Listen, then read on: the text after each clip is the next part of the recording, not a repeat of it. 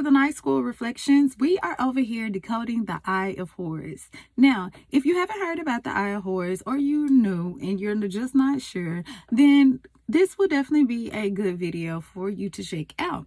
Okay, well, now we're going to touch on what exactly is the Eye of Horus, and I've linked what I'm reading to the side for you. It says, ancient Egypt civilization is one of the oldest cultures in human history. Ancient Egyptians are well known for pioneering the fields of art, medicine, and the documentation of discoveries as mythological tales. The Egyptians mastered the integration of anatomy and mythology into artistic symbols and figures. The mythology of Isis, Osiris, and Horus is arguably one of the most recognized mythologies in ancient Egypt. The Eye of Horus was used as a sign of prosperity and protection. It was actually derived from the myth of Isis and Osiris. This symbol has an astonishing connection between neural analogy, structure, and function. Artistically, the eye is composed of 6 different parts. From a mythology standpoint, each part of the eye is considered to be an individual symbol, and we're going to decode that in the next video as well. Reflection.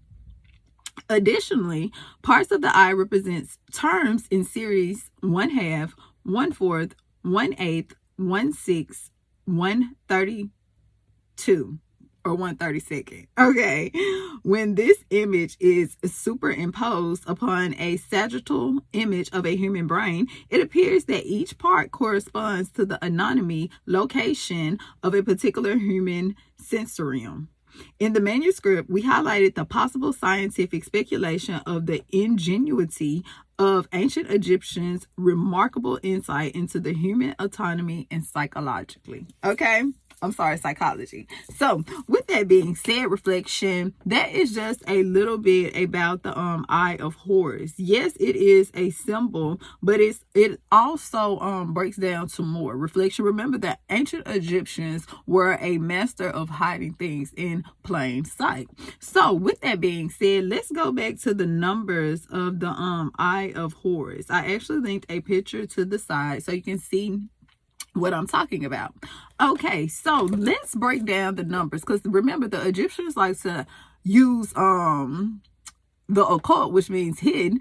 They like to do that a lot. So they like to use symbols, but remember, numbers are symbols and symbols are numbers. So in order to know what the language of the Egyptians is, reflections, then you have to look at it outside the box. Okay, so what do I mean when I say look at it outside of the box? This is what I mean, reflections. This is your box. Whenever you are trying to solve a mystery or a problem, especially just dealing with the Egyptians, then you definitely want to go back to this box. And if it fits in the box, then you know that you are on track. So with that being said, remember, everything is built off the 3, the 6, and the 9. The Egyptians believe this to be very true. Not only did they believe that, they actually proved it throughout their inventions and just different things, that when you even go in the Book of the Dead, remember, symbols are numbers and numbers are symbols, and everything will always come back to the 3, the 6, and the 9. Okay, so with that being said, let's just put that to the side. Everything will always come back to the 3, the 6, and the 9. Okay, so let's look at the numbers again. We have, and remember, you have to fit them all in a box. Okay, so with that being said, our 1/8 would be the top. I'm gonna get you a different I'm gonna get a different color. The 1/8 would be at the top, because remember, the eye is broken down into each sections. It's broken down into each sections. Actually, I'm gonna let me draw a bigger one. I know you can see it on your because I linked this to the side. I know you can see yours, but just to give a visual, reflection, just to give a visual. So the 1/8 is going to be at the top, which is the head. But we're also speaking about, we're breaking down the fractions in the Eye of the Horus. I'm sorry, the Eye of Horus.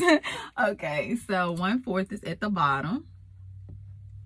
Okay, then we have 1/2 in this box. we have 1/64 in the bottom box. We have 1/16 in the top box, and we have 1/32. I don't know why 1/32. Like, what is 1/32 reflection? 1/32 reflection in the bottom box. Okay.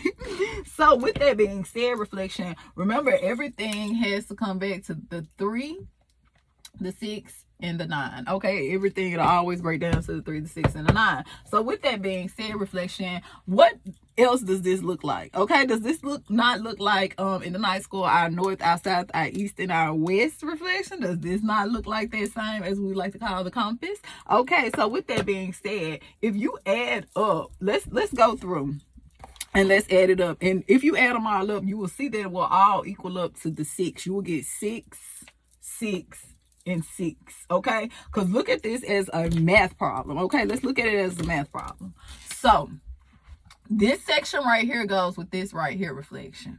Okay, so this is our first problem, which is 1/16,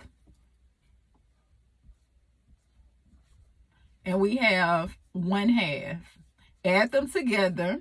We're not looking at it like you are doing in your regular mathematical terms, reflection. We are just adding them together, the top and the bottom, as above, so below. Okay, so 1 and 1, that gives you 2. Then we have the 16 plus the 2, that gives you 18. Okay, so with that being said, reflection,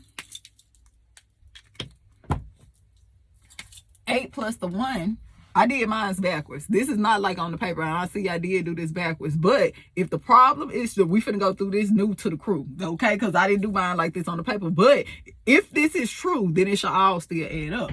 8 plus the 1 gives you what, reflection? It breaks down to the 9, okay? So that's the first one. Let's look at the second one. Okay, the 1 and the 32. What do we get? 1/32. Then we got the 1 and the 64. Okay, so the 1 and the 1 at the top, you get 2. The 32 and the 64, you get what, reflection? That's going to be what, 96. Okay, 96 divided by 2 gives you what, reflection? They said Teresa. Hold on. They said to me, what, reflection? Shit, I ain't finna sit over here and lie to you. I ain't finna. Oh, real quick. Hold on. Let me do that real quick. Okay, they give you a 48, reflection. Okay, we had a little brain freeze. Give you 48. Somebody was back like, 48, Teresa. I know. Okay, 48. So 96 divided by 2 will give you 48 because we got to break it down to the smallest term, okay? Then you got your 4 plus your 2. That gives you what, reflection? That gives you 12. All right. And then your 2 plus your 1, what they break it down to? That breaks it down to the what? It breaks it down to our 3. Okay. So we got the 3 and we got the 9. Okay. Now let's see about our top numbers. We got 1/8 plus 1/4. Okay. So let's see. 1/8 plus 1/4 is going to give us 2 12s. Okay. 2 12s, we looking at it, we breaking it down to the smallest terms. 2 12s, 12 divided by 2 gives you what, reflection? It gives you the 6. Do you not see how you got the 3, the 6, and the 9, baby? And remember that I tell you, it will all come back to the 3, the 6, and the 9. So we got the 3, the 6, and the 9. Now let's do it how we did it on my paper. Because I didn't do it how I did it on the paper that you are looking at right now. But if you do it this way, reflection, remember, no matter how you do it, it's going to still equal to the 3, the 6, and the 9. We are decoding the eye of Horus, okay? Remember, there are 6 parts to the eye of Horus, all right? So each one goes together. All right, so let's keep going. Let's do it the way I did it on the paper now, reflection. Let's do it the way I did it on the paper. We're going to come back in part 2 because I don't want to make this video too long. And we're going to do it the way I did it on the paper, okay? And we're going to see, but we already know.